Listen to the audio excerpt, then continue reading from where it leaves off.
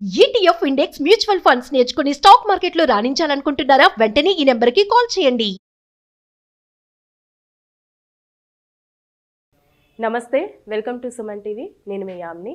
ప్రస్తుతం మనతో ఉన్నారు ప్రముఖ ఆధ్యాత్మికవేత్త డాక్టర్ అనంతలక్ష్మి గారు ఉన్నారు. అమ్మతో మాట్లాడి మనకున్న సందేహాలను అడిగి తెలుసుకుందాం. నమస్తే అమ్మా. నమస్తే తల్లి. అమ్మ, ఇప్పుడు ఆషాఢ మాసంలో వచ్చే పౌర్ణమికి ప్రాధాన్యం ఏంటమ్మా అసలు? ప్రతి పౌర్ణమికి ఒక ప్రత్యేకత ఉందమ్మా. పర్వం అంటారు. అంటే చంద్రుడు పూర్తిగా ఉంటాడు కనుక, పూర్తి కళలతో 16 కళలతో ఉంటాడు కనుక మనసు చాలా చక్కగా ఉంటుంది. చంద్రుడికి మనసుకి సంబంధం ఉందని చెప్తాం. ఆషాఢ మాసంలో వచ్చేటటువంటి పూర్ణిమ ప్రత్యేకంగా గురు పూర్ణిమ అనే పదంతో చెప్పుకుంటాం మనం. వ్యాస పూర్ణిమ అని కూడా అంటాం. అంటే ఈనాడు వ్యాసుడు జన్మించాడని చెప్పేది ఒకటి ఉంది. ఈనాడు కృష్ణద్వైపాయనుడికి వ్యాసపీఠం మీద కూర్చోబెట్టారని చెప్తారు. అంటే వ్యాస శబ్దం అన్నది ఒక వ్యక్తిది కాదు, అది ఒక పొజిషన్, ఒక పదవి. ఆ పదవిని ఇచ్చి వ్యాసుడుగా కృష్ణద్వైపాయనుడిని మనం ఈనాడు వ్యాసుడని ఎవరినైతే పిలుస్తున్నామో ఆయనకు ఆ పదవిని ఇచ్చినటువంటి రోజుగా చెప్తారు. వ్యాసుడు సమస్తమైనటువంటి జ్ఞానాన్ని, ప్రస్తుతం మనకున్నటువంటి సమస్తమైన జ్ఞానాన్ని ఇచ్చినటువంటి వాడు. వ్యాసుడు చెప్పందే ఒక్క మాట కూడా వ్యాసుడు చెప్పందే మనకు కనపడదు. అంతా వ్యాసుడు. ఎందుకంటే 4 వేదాలని విభజించిన వాడు. దాంట్లో ఉన్న సారాన్నంతా 18 పురాణాలుగా, ఉప పురాణాలుగా, మహాభారతం అనేటటువంటి ఇతిహాసంగా, ఆ తర్వాత భాగవతం అనే మహాపురాణం, బ్రహ్మసూత్రాలు, ఇలాంటివన్నీ మనకి అందించాడు. ఇవాళ మన దగ్గర ఉన్న సనాతన ధర్మానికి సంబంధించిన వాంగ్మయం ఏది ఉందో అదంతా వ్యాసుడు మనకి ఇచ్చింది. అటువంటి జ్ఞానాన్నంతా ఒక్కచోట పెట్టి ఆ జ్ఞానానికి సంబంధించినటువంటి ఒక పీఠాన్ని ఆయనకు అప్పచెప్పినటువంటి రోజు ఈ వ్యాస పూర్ణిమ. కానీ కొన్ని రకాలుగా ఆయన జన్మించింది కూడా ఆషాఢ శుద్ధ పూర్ణిమే అని కొన్ని చోట్ల చెప్పబడి ఉంది. కానీ ఎక్కువ చోట్ల చెప్పబడింది, ఎక్కువ మంది చేత అంగీకరించబడింది వైశాఖ శుద్ధ పూర్ణిమే. ఇవాళ ఆయనకి పదవి కట్టబెట్టడం జరిగింది ఈరోజు. ఆ పనికి ఈ జ్ఞానాన్నంతా, సనాతన ధర్మానికి సంబంధించిన ఋషులు ఇచ్చిన జ్ఞానం ఏదైతే ఉందో దానంతటి మీద ఆయనకి ఆధిపత్యం, పెద్దరికం అప్పజెప్పబడింది. అదమ్మా ఆషాఢ శుద్ధ పూర్ణిమకు ఉన్నటువంటి విశేషం. అంటే అమ్మా, ఇప్పుడు గురు పౌర్ణమి రోజు ఎక్కువగా సాయిబాబాకు కూడా పూజ చేస్తూ ఉంటారు. అదేవిధంగా కొంతమంది, మా చిన్నప్పుడు మేము చేసేవాళ్ళం, టీచర్స్కి గురు పౌర్ణమి కాబట్టి ఆ రోజు ప్రత్యేకంగా చిన్న సెలబ్రేషన్ లాగా కూడా చేసేవాళ్ళు. అంటే ఏంటిది గురు పౌర్ణమి? ఆ రోజు వ్యాసుడిని పూజించే పద్ధతి ఏమిటి? వ్యాసుడిని తీసుకొచ్చి పూజ చేస్తే బాగానే ఉండు, కానీ వ్యాసుడు మనకు దొరుకుతాడా? దొరకరు కదా. అందుకని ఆయన దగ్గర నుండి విజ్ఞానాన్ని సేకరించుకుని, సంతరించుకుని లోకంలో వాళ్ళందరికీ ఆ జ్ఞానాన్ని పంచుతున్నటువంటి వాళ్ళందరినీ వ్యాసుడికి ప్రతీకలుగా భావించుకుని పూజ చేయడం. అది వ్యాస పూర్ణిమ నాడు ఉపాధ్యాయులకి పూజించటం అంటే ఆనాటి వ్యాసుడికి ప్రతిబింబాలుగా లేక ప్రతీకలుగా మన ఉపాధ్యాయుడిని ఆ భావనతో మనం గ్రహించి పూజించడం అని అర్థం. అదేవిధంగా సాయిబాబా కూడా ప్రత్యేకంగా చేస్తారు. సాయిబాబా కూడా ఆయన గురించి సమర్థ సద్గురువు అనే పదం ఒకటి వాడుతున్నారు. సమర్థుడు అయినటువంటి సద్గురువు.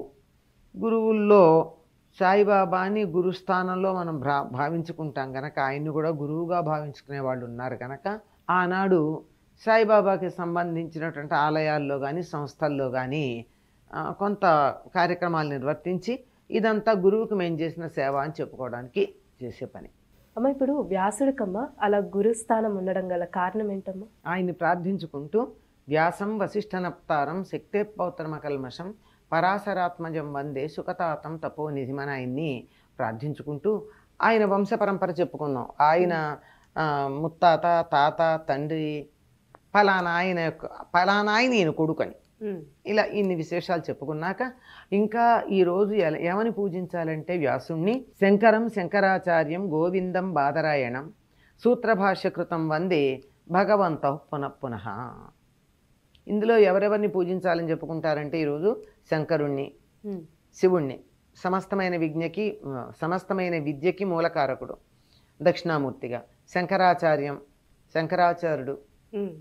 తర్వాత బాదరాయణం, గోవిందం బాదరాయణం. గోవిందుడంటే ఈయన గురువు గారు, శంకరాచార్యుల యొక్క గురువు గారు. బాదరాయణుడు అంటే వ్యాసుణ్ణి. సూత్రభాష్యకృతం వందే, వేదాంత సూత్రాలకు భాష్యకారుడైన వ్యాసుణ్ణి. వీళ్ళందరినీ కూడా మేము మళ్ళీ స్మరించుకుంటున్నాం అన్నారు. వీళ్ళంతా విజ్ఞానానికి విద్యకి కేంద్రస్థానమైనటువంటి వారు. వారి నుండే లోకంలోకి విద్యంతా ప్రసరించటం జరిగింది. కనుక ఈనాడు వ్యాసుణ్ణి పూజించుకుంటూ ఆయన కన్నా ముందున్నటువంటి శంకరుణ్ణి కూడా, శంకరుడంటే కైలాస శంకరుడు, ఆయన్ని కూడా పూజించుకోవాలి అని చెప్తారు. ఎందుకని పూజించాలి?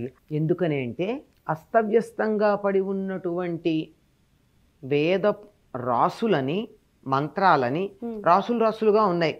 చదవడం మొదలు పెడితే ఎట్లా చదవాలో తెలియదు. అటువంటి వాటిని చక్కగా చదువుకోవడానికి అనుకూలంగా ఉండేట్టు 4గా విభజించాడు. అందుకే ఆయనకి వ్యాసుడు అన్న పేరు సార్థకమైంది. వ్యాసీకరించాడు, సెపరేట్ చేశాడు. ఇవన్నీ పాడుకోదగినవి సామవేదం, ఇవన్నీ దేవతా స్తుతిపరమైనవి ఋగ్వేదం, ఇవన్నీ నిత్యనైమిత్తిక క్రియలకు సంబంధించినవి యజుర్వేదం, ఇవన్నీ అసలైనటువంటి శాస్త్రానికి ఉపకరించే ఉపశాస్త్రాలు ఇది అధర్వణ వేదం అని చెప్పి వాటన్నిటిని అలా విడివిడిగా చక్కగా వర్గీకరించి చెప్పినటువంటి వాడు వ్యాసుడు.